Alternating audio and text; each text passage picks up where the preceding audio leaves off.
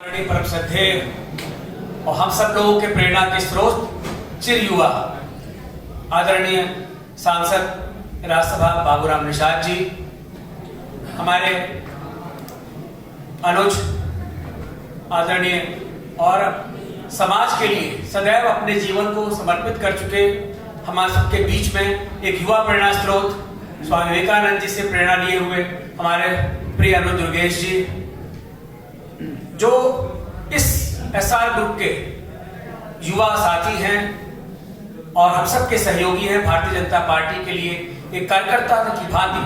कार्य करते हैं। ऐसे हमारे पीयूष सिंह चौहान जी, और इस कक्ष में समृद्ध मंच से ज्यादा समृद्ध हमारे सामने बैठे हुए इस देश की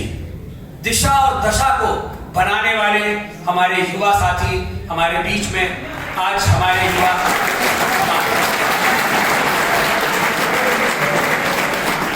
आज वो पंक्तियां जीवित हो गई हैं कि उस ओर जमाना चलता है जिस ओर जवानी चलती है।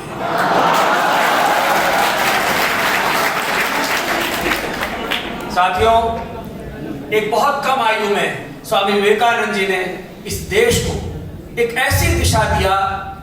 जिसके लिए हम सब यहां एकत्र हुए हैं। एक ऐसी दिशा दिया कि उस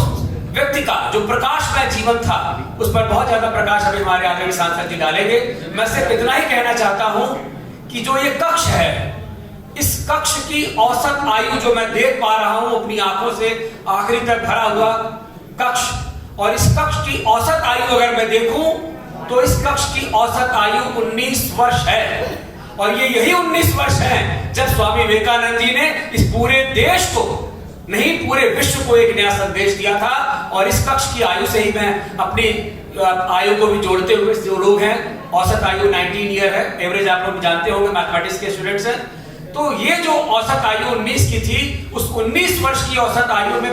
जो स्वामी विवेकानंद जी ने इस पूरे विश्व को नया संदेश दिया था और भारत का नया दर्पण, भारत का नया चेहरा पूरे विश्व के आगे रखा था, उस पर प्रकाश डालेंगे आदरणीय सांसद जी। मुझे बहुत ज्यादा नहीं, मैं अपनी वाणी को विराम देता हूं। मैं चाहूंगा कि आदरणीय सांसद जी इस विषय पर